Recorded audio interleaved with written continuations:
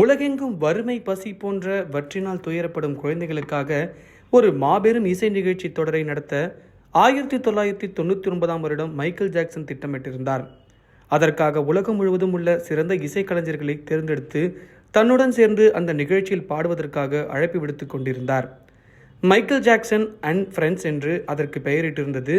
ஆசிய பிரிவுக்கான இசைக்கலைஞர்களின் இசையை அதற்காக கேட்டுக்கொண்டு இருந்தபோதுதான் ரகுமானின் ஏகம் சத்தியம் பாட்டை கேட்டு அசந்து போனார் மைக்கேல்.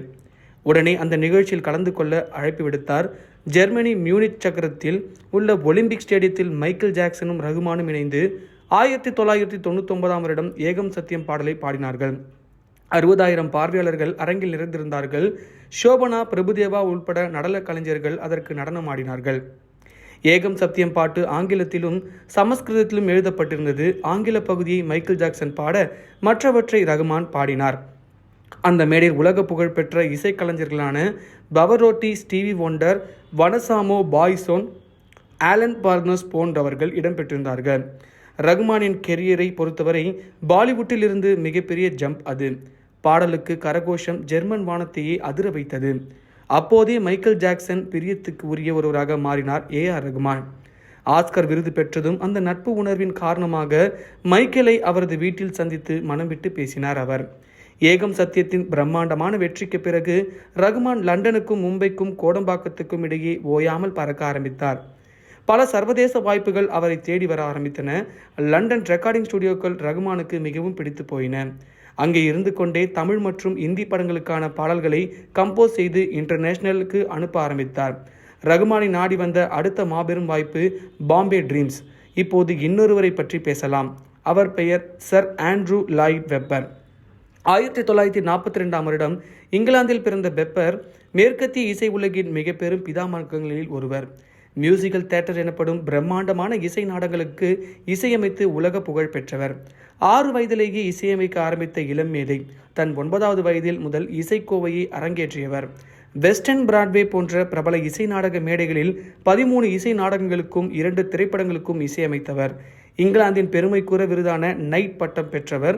7 டோனி விருதுகள், 3 கிராமி விருதுகள், 1 கோல்டன் குளோப் மற்றும் ஆஸ்கர், 7 ஆலிவர் அவார்டுகள் என்று வீடு பூராவும் விருதுகளை குவித்து வைத்திருப்பவர்.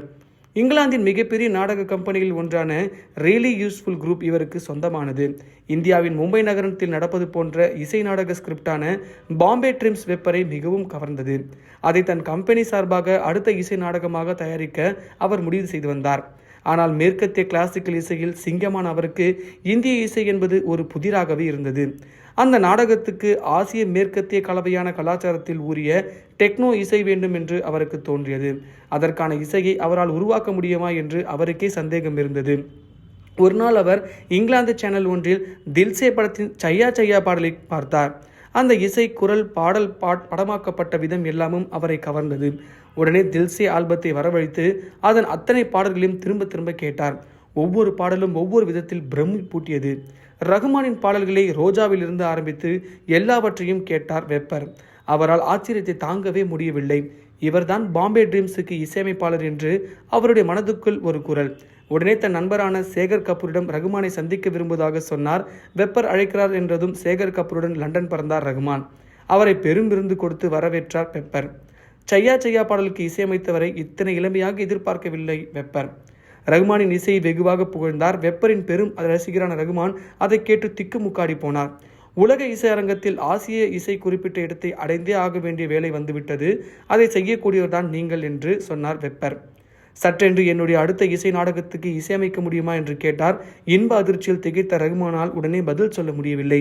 வெப்பரின் இசை நாடகங்கள் எத்தனை பிரம்மாண்டமானவை என்று அவருக்கு தெரியும். அவரா நம்மை இசையமைக்க சொல்கிறார் என்பதை உடனே அவரால் ஜீரணிக்க முடியவில்லை. ரகுமான் தயக்கத்துடன் அப்போது சொன்ன பதில் மேபி, ஒப்புக்கொள்ளுங்கள் என்பது போல் கண் சிமிட்டினார் Shekhar Kapur. Sir Andrew Lloyd Webber இதுவரையில் தன்னுடைய நாடகங்களுக்கு வேறு யாரையும் இசையமைக்க அனுமதித்தில்லை. அவர் அழைக்கிறார் என்றால் அது சாதாரண விஷயமா?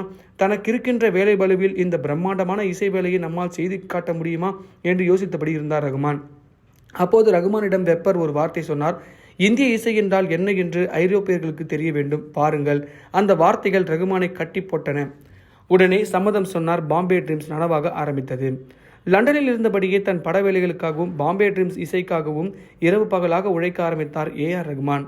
தன் ஸ்டுடியோ மற்றும் தான் தங்கியிருந்த வீடு, இதை தவிர அவர் வேறெங்கும் போக மாட்டார்.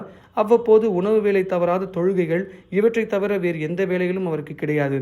இசை இசை இசை. அப்போது ரகுமான் காட்டிய உழைப்பு ராட்சசதனமானது. பாம்பே ட்ரீம்ஸ் 2002ஆம் ஆண்டு வருடம் லண்டனில் அரங்கேறியது. அரங்கேற்றத்தின் வாசலில் டிக்கெட் கிடைக்காத ஆயிரக்கணக்கான ரசிகர்கள் காத்து கிடந்தார்கள். முதல் ஷோ முடிந்தது. நாடகம் ஹிட். அதில் மொத்தம் 19 பாடல்களை உருவாக்கி இசையமைத்திருந்தார் ரகுமான்.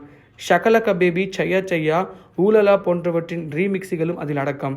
லண்டனில் மட்டும் பாம்பே ட்ரீம்ஸ் 2 வருடங்கள் வெற்றிகரமாக ஓடியது.